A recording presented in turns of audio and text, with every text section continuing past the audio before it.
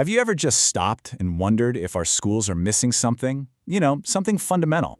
Not just another subject or some new teaching trend, but a core piece of their very architecture. Well, today we're diving into this really powerful idea from a study called the Pedagogy of Becoming, and it suggests that a lost blueprint, one from ancient wisdom traditions, might just hold the key to fixing our modern educational crises. Let's see what it's all about. So right at the heart of this work is a pretty provocative claim. This quote here says that school is never, ever neutral. Whether we mean for it to or not, education is always an initiatory process. Think about that. It doesn't just teach us facts and figures. It's actively molding who we are, our sense of right and wrong, and where we fit in the world. And that totally challenges the way most of us think about school as just a place to download information. And this idea couldn't be more relevant. We all see the headlines, right? The constant crises that seem to be plaguing modern education. But what if all the issues we're constantly fighting over? What if they're just symptoms of a much, much deeper problem? Okay, so this slide lists some of the fires we're always trying to put out: censorship, book bans, kids just checking out completely. The study argues that these aren't separate problems. They all sprout from the very same root cause, a fundamental flaw in the design and the entire purpose of Western schooling itself. So what is that flaw? Well, the source argues that the problem isn't just about what's in the curriculum, but about what school is fundamentally for. It's suggesting that our whole system is built on a very specific, and maybe, just maybe, a very limited set of priorities. This slide just lays it out so clearly. On the left, you've got the priorities of modern Western schools: getting credentials, standardizing everything, endless tests, and just transferring information. It's a system that's really focused on measurable outcomes. But then, on the right, you have what the author calls initiatory pedagogy. And look at the difference. It prioritizes things like moral formation, identity development. It's a system focused on the whole person. And all this leads to the source's main conclusion. Our modern education system has a missing developmental architecture. It's like a house built without a foundation. It just doesn't have the structures needed to support the most essential human work there is: building an identity. And this failure, it turns out, hits Black, Indigenous, and other marginalized learners the hardest. Okay, so if our current blueprint is flawed, where in the world do we find a better one? The study proposes we look to an ancient and time-tested framework, the process of initiation. Now, this isn't about secret rituals or anything like that. It's about a really sophisticated and intentional design for education. The source defines initiation as a pedagogical technology. Let's just break that down because it's a great phrase.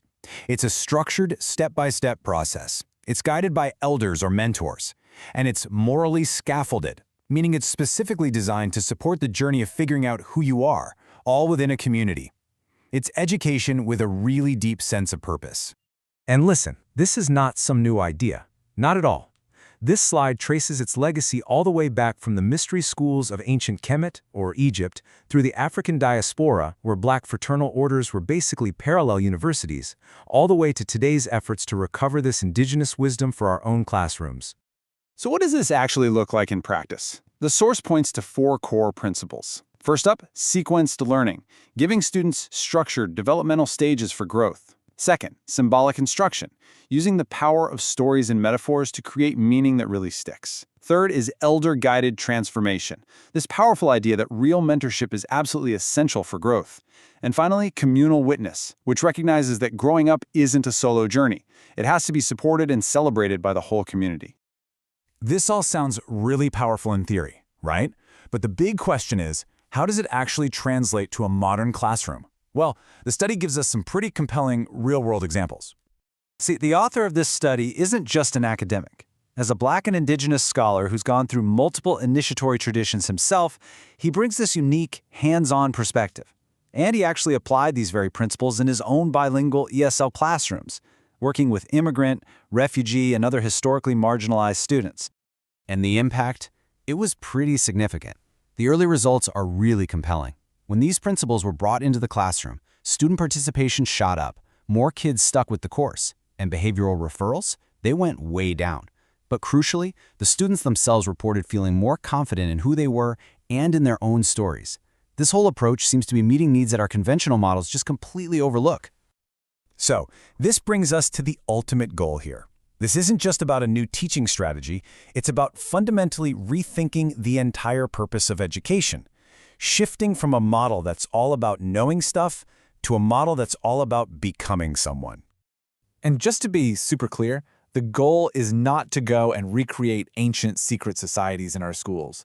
The real aim is to recover the indigenous pedagogical intelligence that was at their core, the wisdom about moral development and community responsibility that's been systematically stripped out of modern education. This idea of education as a process of becoming is just perfectly captured in this metaphor. It's like learning how to write the next chapter of your own story. A good school shouldn't just hand you the rules of grammar in a dictionary. It should help you discover what your unique story is even about, and then give you the confidence to write it boldly. Ultimately, the pedagogy of becoming is asking us all to rethink everything. So we'll leave you with this one final thought to chew on. What if we redesigned our schools around this single, powerful question? What if school wasn't primarily about what you know, but about who you have the potential to become?